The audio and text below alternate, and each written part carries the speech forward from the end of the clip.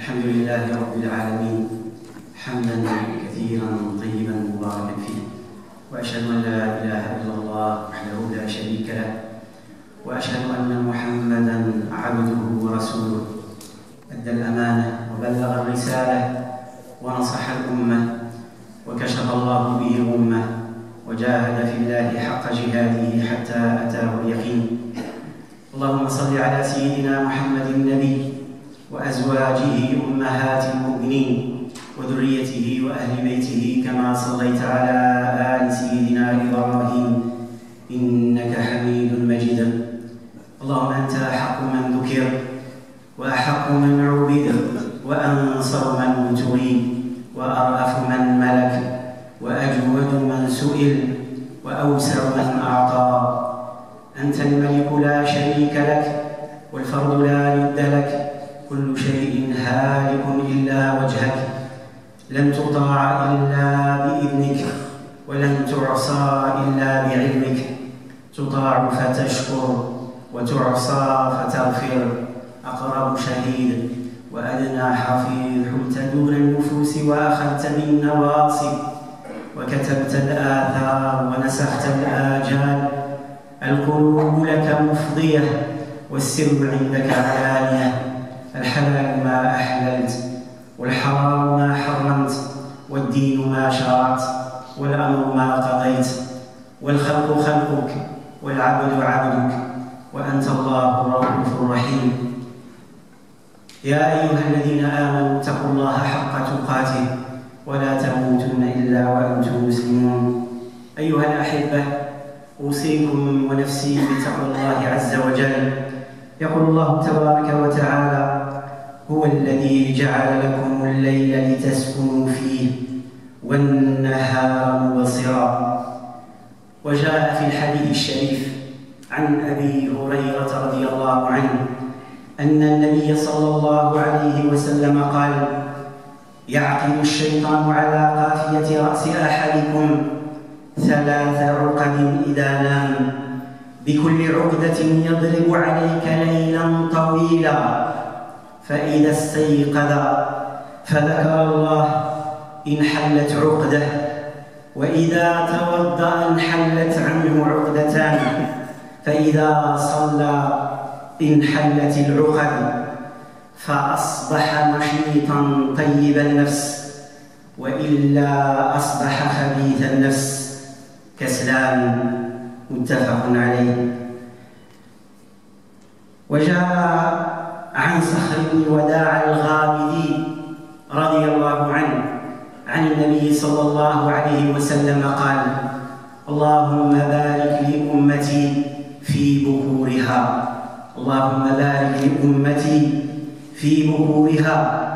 وكان صخر رضي الله عنه تاجرا، وكان يبعث تجارته أول النهار، فأثرى وكثر ماله رضي الله عنه.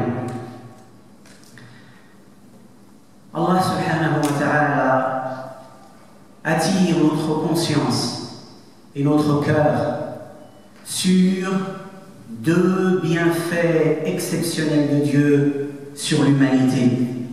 Il dit: c'est lui qui vous a désigné la nuit pour que vous vous y reposiez, et le jour pour vous permettre de voir, de vivre, d'œuvrer et d'agir. Ce sont en vérité des signes pour les gens qui entendent. Et dans le recueil de l'imam Bukhari et Muslim, d'après un hadith rapporté par Abu Huraira radiyallahu anhu, il dit que le prophète sallallahu alayhi wa sallam a dit: lorsque l'un d'entre vous s'apprête à dormir, Satan se place au niveau de la nuque et il fait 3 nœuds au niveau de la nuque et il dit « Dors longtemps, que ta nuit soit longue, que ta nuit soit longue. » Pour que ces nœuds diaboliques et sataniques puissent se défaire, le prophète sallallahu alayhi wa sallam nous a donné 2-3 moyens qui permettent de défaire ces nœuds diaboliques et d'affaiblir et d'annuler l'incantation satanique sur ces nœuds. La première, dès que la personne se réveille et qu'elle mentionne Allah, dès qu'elle se réveille à n'importe quel moment de la nuit et qu'elle fait dhikr, le premier nœud satanique se défait. Et si la personne se lève et fait ses ablutions, le deuxième nœud satanique se défait. Et si la personne fait 2 prières, 2 rak'at, et elle prie, minimum, les 3 nœuds diaboliques sont défaits et l'incantation satanique est annulée. Et le prophète sallallahu alayhi wa sallam nous dit, celui qui fait cela, il se réveillera le matin en forme, dans une situation de dynamisme et en forme spirituelle, psychologique, intellectuelle et physique. Si par contre, la personne ne défait ni le premier nœud, ni le deuxième, ni le troisième, la personne se lèvera dans un état de paresse, de faiblesse, l'esprit, le cœur troublé. Et d'après Abu Daoud, At-Tirmidhi, Ibn Majah et Imam Ahmed, tous ces imams ont rapporté un hadith d'après Safr ibn Wada' al-Ghamidi radiyallahu anhu, qui a dit que le prophète sallallahu alayhi wa sallam a fait cette invocation pour ceux de sa communauté qui se lèvent tôt, Le prophète sallallahu alayhi wa sallam a dit: ô Allah, bénis le début des journées de ma communauté. Allahumma barik li ummati fi bukuriha. Ô Allah, bénis le début des journées à ma communauté. Tous ceux de la communauté du prophète sallallahu alayhi wa sallam qui se lèvent tôt, les lèvent tôt, ceux qui se lèvent tôt, le prophète sallallahu alayhi wa sallam a fait une dua pour que leur journée et leur vie soient bénies. Leur commerce, leurs études, leurs sciences, leur foi, leur appel à Dieu, leurs actions, leurs projets sont bénis parce que ce sont des gens qui se lèvent tôt le matin. Et Sahr, qui rapporte ce hadith, était un commerçant et il se levait très tôt pour son commerce et il a dit que son commerce a été fructifié et il est devenu très riche grâce à cette invocation du prophète alayhi salatu wassalam.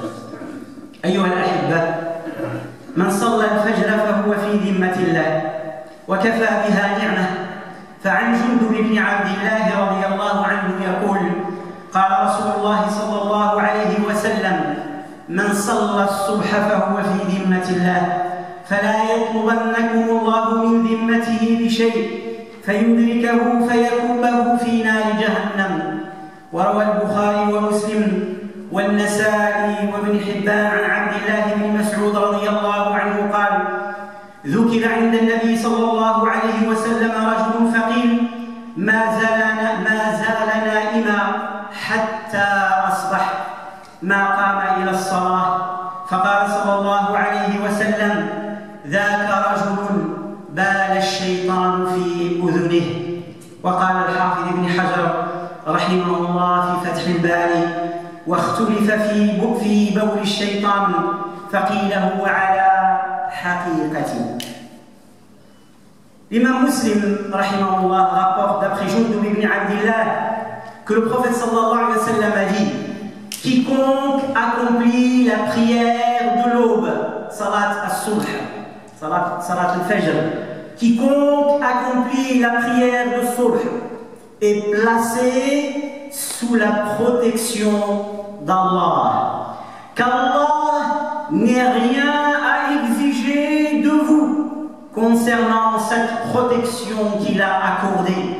C'est-à-dire, ne soyez pas parmi ceux qui ont été injustes ou qui ont provoqué ou qui ont offensé quelqu'un qui a prié la prière de l'Fajr parce qu'il est sous la protection d'Allah, et celui à qui Allah aura des comptes à demander à ce sujet, il se peut qu'il le précipite et qu'il le renverse sur son visage dans le feu de l'enfer. Un jour, auprès du prophète sallallahu alayhi wa sallam, les compagnons lui ont dit: il y a un homme qui est resté endormi jusqu'au matin. Qui est resté endormi jusqu'au matin. C'est-à-dire, il ne s'est ni levé pour le dernier tiers de la nuit, et il ne s'est pas levé pour la prière de Subh.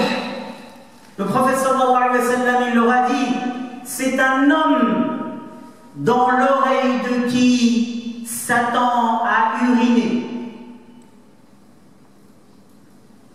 L'un d'entre nous n'aimerait même pas que son enfant, son bébé fasse cela. N'aimerait même pas qu'un animal fasse cela. Ici, imaginez quelqu'un se réveille le matin et son oreille est remplie d'urine diabolique et satanique. Et les savants ont divergé: est-ce que cette urine, Satan qui urine dans l'oreille de cette personne, est-ce que c'est dans le sens propre ou est-ce que c'est dans le sens figuré? Certains ont dit que c'est dans le sens figuré, mais d'autres savants, comme le dit l'imam Ibn Hajar, rahimahullah, dans son recueil Fath al-Bari, il dit: il urine dans son oreille au sens propre, c'est-à-dire dans une dimension, on ne sait pas comment. Imagine une personne qui a l'oreille remplie d'urine diabolique. Comment va être sa journée? Comment est-ce qu'elle va entendre? Comment va-t-elle comprendre? Comment va-t-elle agir?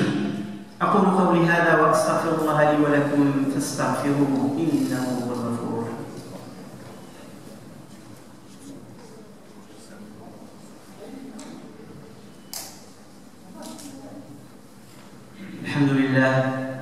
الحمد لله رب العالمين، الصلاة والسلام على رسول الله وعلى آله وصحبه وسلم تسليما. أيها الأحباب، أوصيكم ونفسي بتقوى الله عز وجل. عن جابر بن عبد الله رضي الله عنه قال رسول الله صلى الله عليه وسلم: إياك والسمر بعد هدأة الليل فإنكم لا تدرون ما يأتي الله من خلقه. أيها الأحباب، كم تسبب السهر في ضياع كثير من الواجبات الدينية والاجتماعية والعائلية والوظيفية. Vous avez compris, chers frères, chères sœurs, que ici le sujet, si on veut se lever tôt, si on veut faire partie de ceux qui se lèvent tôt, et donc bénéficier de l'invocation du prophète sallallahu alayhi wa sallam, et se préserver de ces nœuds sataniques diaboliques, et préserver nos oreilles de l'urine du diable, ça signifie qu'il faut également dormir tôt. Et malheureusement, à notre époque, que ce soit la communauté musulmane ou l'ensemble des gens de notre société, ont inversé les signes. La nuit est faite pour le repos et une partie pour la prière, la méditation, durant le dernier tiers de la nuit. Certains musulmans ont transformé la nuit en jour et le jour en nuit. Et les conséquences de ceux qui font des nuits blanches, la conséquence de ceux qui veillent tard et qui ne dorment pas, eh bien, les conséquences, elles sont nombreuses. des conséquences fâcheuses au niveau de leur foi et de leur religion, au niveau de leurs responsabilités et de leurs devoirs envers leur famille, leurs conjoints, des conséquences fâcheuses au niveau de leurs études, au niveau de leur travail, au niveau de leur lien avec leur société et de lien, de devoir, de soutien envers leur communauté. Et le prophète sallallahu alayhi wa sallam, sa sunna, c'était qu'après la prière de l'Isha, le prophète sallallahu alayhi wa sallam se reposait. Pour que la dernière chose qu'il ait fait de la journée, c'est une prière. Parce que si la personne meurt, après cela, une prière a effacé ce qu'il y avait avant. Et si la personne se met à parler, se met à passer une nuit blanche, à discuter, on parle que dans le halal. Déjà ça c'est dans ce qui est illicite. Mais imaginez que ce soit dans l'illicite. Et le prophète sallallahu alayhi wa sallam nous met en garde également contre le fait de veiller la nuit sans raison valable. Le prophète sallallahu alayhi wa sallam il dit: vous ne savez pas quelles sont les créatures de Dieu qui ont été lâchées à ce moment-là. Ne pensez pas qu'il n'y a que les êtres humains. Il y a tout ce que nous ne voyons pas. Le monde des djinns, le monde des diables, et ce que Dieu a créé que nous ne savons pas, et qui sont libérés. Après, tout le monde se plaint qu'il a besoin de ruqya.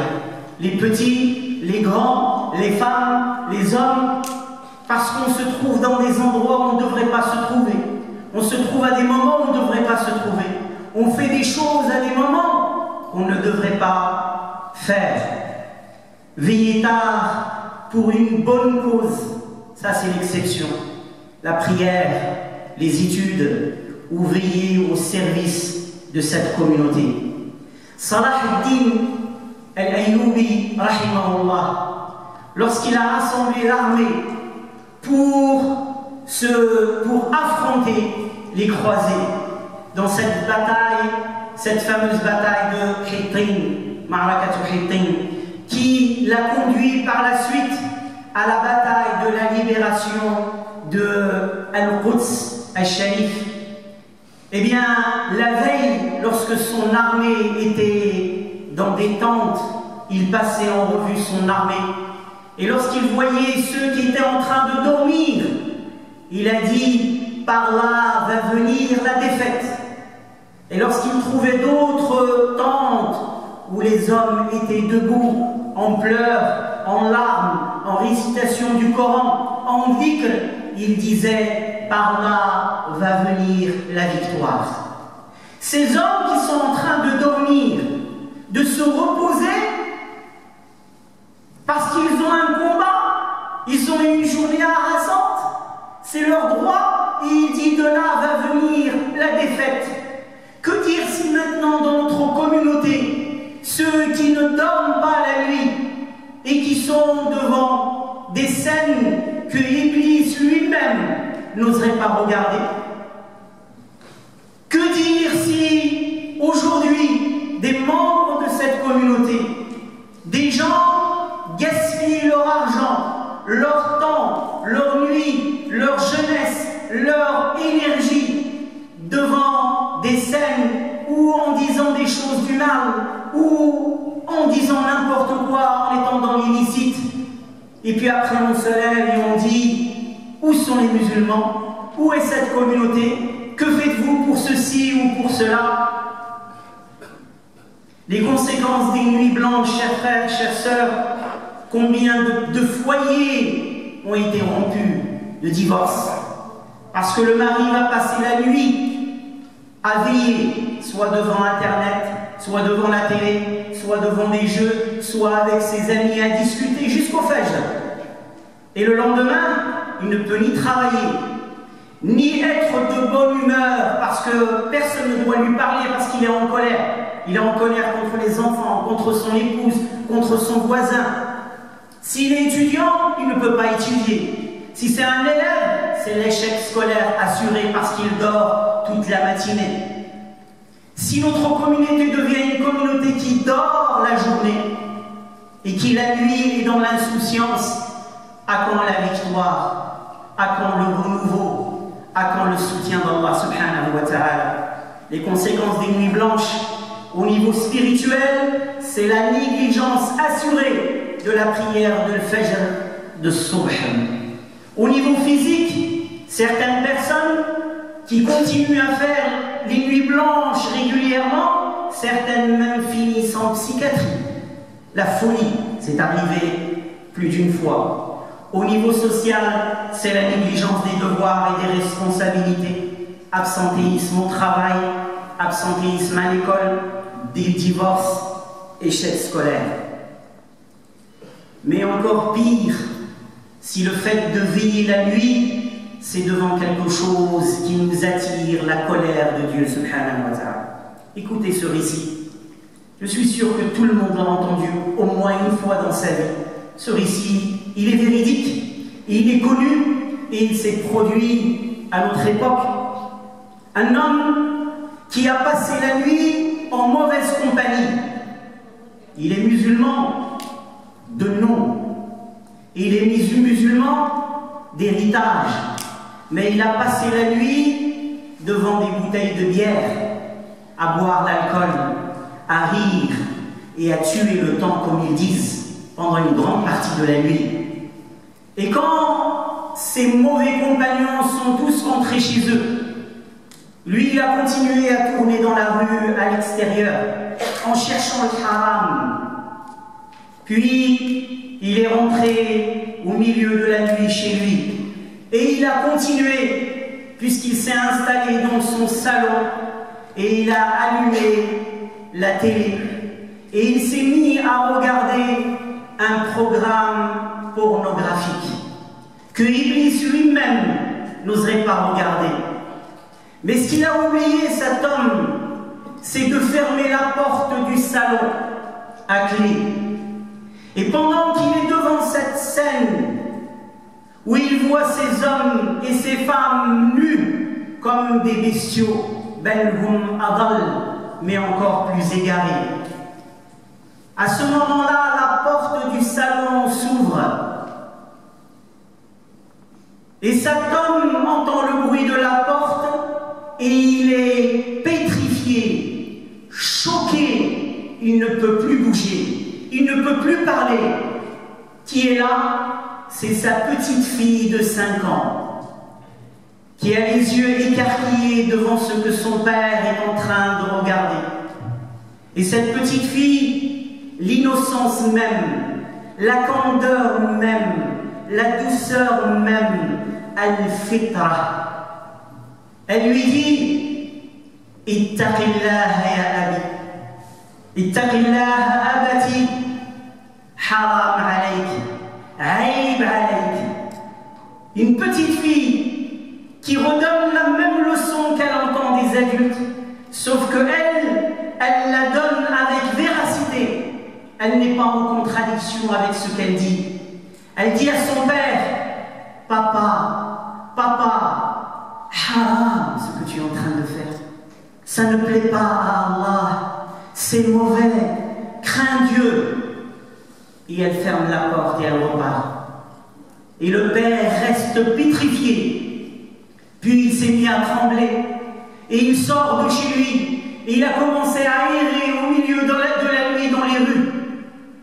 Jusqu'à ce qu'il entende l'appel de la prière de l'Fajr. Et là, il se précipite dans la mosquée. Et il fait ses ablutions en pleurs et en larmes et en tremblant. Et il rentre dans la prière. Cette prière qu'il a tant négligée pendant des années. Puis l'imam récite les versets de Surat al-Hadid. Alam ya'ni alladhina amanu an takhsha'a qulubuhum li dhikrillahi wa ma nazala min al-haqq wa la yakunu kalladhina utul kitaba min qabl fatala 'alayhim al-amad faqasat qulubuhum. N'est-il pas venu le moment pour que les croyants, pour que le cœur des croyants frémisse au rappel de Dieu et qu'ils ne soient pas comme ceux qui ont eu le livre auparavant et qui ont trouvé le temps long et leur cœur a durci. Et là, il s'est mis à pleurer, à trembler comme si ce verset ne s'adressait qu'à lui. Puis après la prière, et après jour, il est toujours en larmes.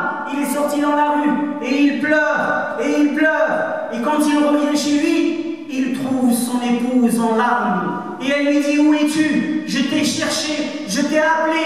Il lui a dit: qu'est-ce qu'il y a? Elle lui a dit: notre fille, elle est morte. Elle a rejoint Allah subhanahu wa ta'ala. Cet homme, il est rentré dans un état de repentir, mais dans un état de tristesse et de remords inimaginable. Et lorsqu'il a enterré sa fille, et qu'il pleure, les gens essayent de le calmer, essayent de le rassurer, essayent de l'encourager. Et lui, il dit: je n'ai pas enterré uniquement ma fille, j'ai enterré la lumière qui m'a montré le chemin d'Allah. J'ai enterré la lumière qui m'a montré le chemin d'Allah. Et un homme à qui cet homme s'est confié, un de ses proches, il lui a dit: remercie Allah. Remercie Allah qu'il t'a envoyé ta fille de 5 ans pour te mettre en garde au milieu de la nuit. Imagine s'il t'avait envoyé l'ange de la mort. أقول قولي هذا أستغفر الله لي ولكم فاستغفروه إنه هو الغفور الرحيم. اللهم اهدنا فيمن هديت وتولنا فيمن توليت وبارك لنا فيما رزقتنا حبيب إلينا الإيمان يزيد في قلوبنا وكرم إلينا الكفر والفسوق والعصيان واجعلنا من الراشدين برحمتك يا أرحم الراحمين. اللهم تب علينا أن نتوب، اللهم تب علينا أن نتوب. اللهم يا أرحم الراحمين يا رب العالمين. اللهم اهدنا واهدنا واجعلنا سببا لمن اهتدى. ربنا تب علينا إنك أنت التواب الرحيم. اغفر لنا إنك أنت الغفور الرحيم. تجاوز عنا برحمتك يا أرحم الراحمين. اللهم ردنا إلى دينك ردا جميلا برحمتك يا أرحم الراحمين. أخ يسألكم الدعاء لأولاده بالاستقامة. بارك الله فيكم. Un frère, un père qui vous demande de faire le dua pour ses enfants, pour qu'Allah leur accorde l'istiqama, la droiture, la prière, le respect de ses parents, ainsi que tous nos enfants, Inch'Allah.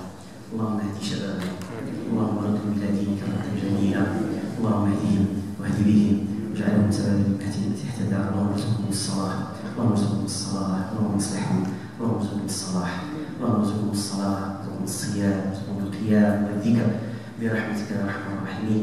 اللهم لا قلوبهم بحبك وذكرك، اللهم اشغلهم بطاعتك برحمتك يا ارحم الراحمين.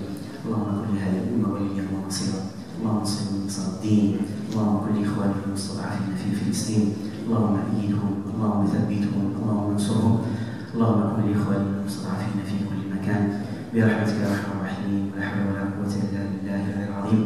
وصلى الله وسلم على سيدنا محمد وعلى اله وصحبه وسلم تسليما. صلاه الجنازه ايها الاحباب، la prière mortuaire, 2 hommes, une femme et un enfant. Deux autres informations, également d'autres informations. À partir de dimanche, Inch'Allah, la possibilité de prier la prière de l'Isha à son heure habituelle. Également, la prière de Subh va être fixée à 4h10. La mosquée ouvrira sa porte à 4h et Al-Iqama à 4h10. Par contre, toujours le port du masque, les distanciations, etc. seront de vigueur.